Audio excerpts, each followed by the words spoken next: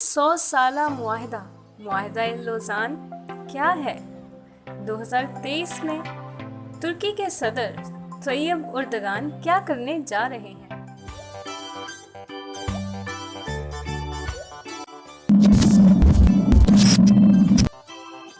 السلام علیکم ناظرین، کچھ دلچسپ باتوں میں خوش آمدید۔ میں ہوں آپ کی ہوسٹ سعدی شیخوکا۔ ناظرین، آج ہمارا عنوان ہے معاہدہ لوزان، اس کی تاریخی اہمیت اور مستقبل قریب میں اس کے اثرات۔ لیکن اس سے پہلے اگر آپ نے ہمارے چینل کو ابھی تک سبسکرائب نہیں کیا تو مزید لیٹسٹ ویڈیوز کے لیے چینل کو سبسکرائب کر لیں اور بیل آئیکن کو دبانا مت بھولیے گا۔ ناظرین، معاہدہ لوزان کی بات کرتے ہیں۔ 1918 میں پہلی عالمی جنگ کے اختتام نے ترکی کی شکست و ریخت پر مہر ثبت کر دی۔ برطانیہ کی سربراہی میں فاتح قوتیں ترکی کے بڑے حصے پر قابض ہو گئیں اور پھر فاتح اور مفتوح کے درمیان رسوا کن شرطوں کے ساتھ ایک ظالمانہ معاہدہ ہوا، جسے معاہدہ لوزان کے نام سے جانا جاتا ہے۔ یہ معاہدہ پورے 100 سال پر محیط ہے۔ معاہدہ لوزان کا انعقاد سوئٹزرلینڈ کے ایک شہر لوزان میں 24 جولائی 1923 کو اتحادیوں اور ترکی کے درمیان طے پایا تھا۔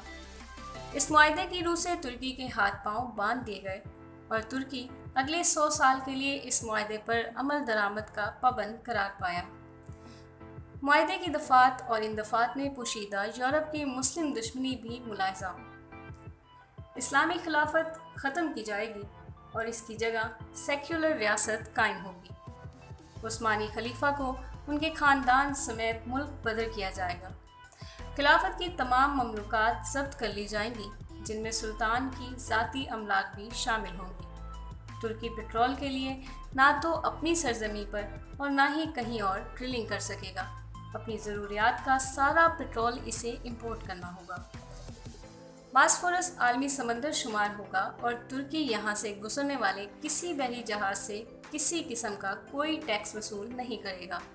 واضح رہے کہ باسفورس کی اہمیت کا اندازہ اس بات سے لگایا جا سکتا ہے کہ یہ عالمی تجارت میں ریڑھ کی ہڈی کی حیثیت رکھنے والی نہر سویز کے ہم پلہ قرار دی جاتی ہے۔ اس معاہدے کے ساتھ ہی خلافت عثمانیہ کی بساط لپیٹ دی گئی اور افریقہ، ایشیا اور یورپ تک پھیلی ہوئی یہ عظیم سلطنت بندرباٹ کا شکار ہو گئی۔ یورپ کے علاقے چھین لیے گئے، عراق، اردن اور فلسطین برطانیہ کے کنٹرول میں چلا گیا۔ شام، لبنان، الجزائر اور لیبیا فرانس کے قبضے میں آئے۔ اناطولیہ اور آرمینیا کو ترکی سے کاٹ کر آزاد ملک بنا دیا گیا۔ حجاز مقدس آل سعود کے قبضے میں چلا گیا۔ خلیفہ کی ملک و بیرون ملک جائیدادیں ضبط کر لی گئی۔ اس کے ساتھ ہی خلیفہ کو ملک بدر بھی کر دیا گیا۔ اسی پر بس نہیں، بلکہ خلیفہ کی معزولی کا پروانہ لے کر اس صہیونی لیڈر کو بھیجا گیا، جسے خلیفہ نے فلسطین کے مطالبے پر اپنے دربار سے دھتکار کر نکالا تھا۔ چاک کر دی ترک ناداں نے خلافت کی قبا، اپنوں کی سادگی دیکھ اوروں کی عیاری بھی دیکھ۔ ناظرین، ظلم کی یہ داستان جو مسلمانوں کی یکجہتی پر کھلا وار تھی، 2023 میں انجام کو پہنچنے والی ہے۔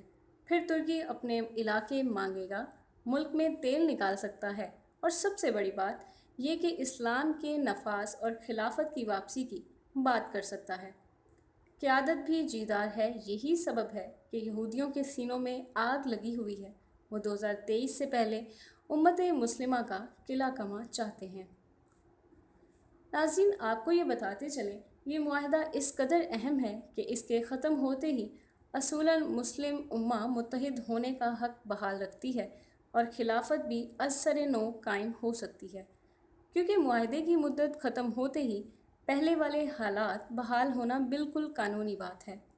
ترکی کے عوام اور حکومت اس صورتحال کے لیے بالکل تیار ہیں اور مسلم امہ کی قیادت کا حق ادا کرنا چاہتے ہیں۔ جس طرح کسی بھی مسلم ملک کی حمایت میں ترکی آگے بڑھتا ہے، وہ اس بات کا مظہر ہے کہ ترکی اپنا کردار ادا کرنے کے لیے کسی ہچکچاہٹ کا شکار ہے، نہ ترک حکمرانوں نے دشمنوں سے کوئی ڈیل کی ہے۔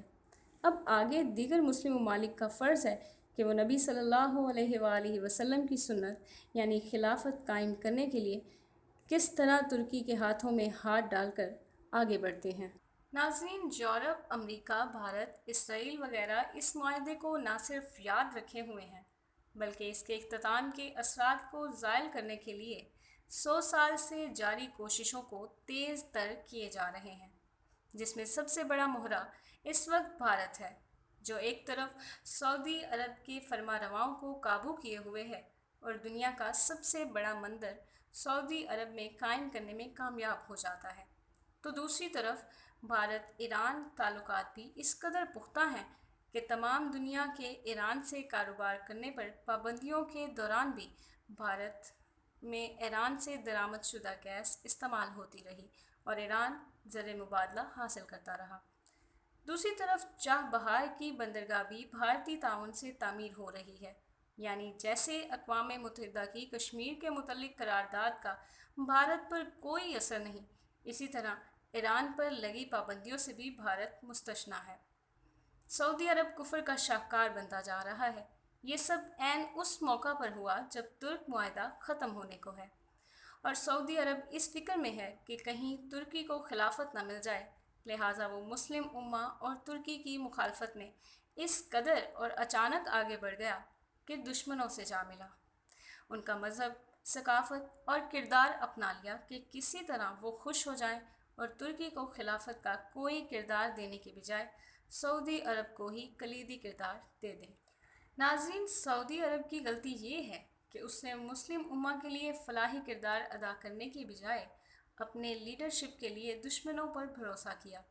دوسرا یہ کہ سعودی عرب عراق، کویت جنگ کے زمانے سے ہی امریکہ کے ہاتھوں میں کھلونا بنا رہا۔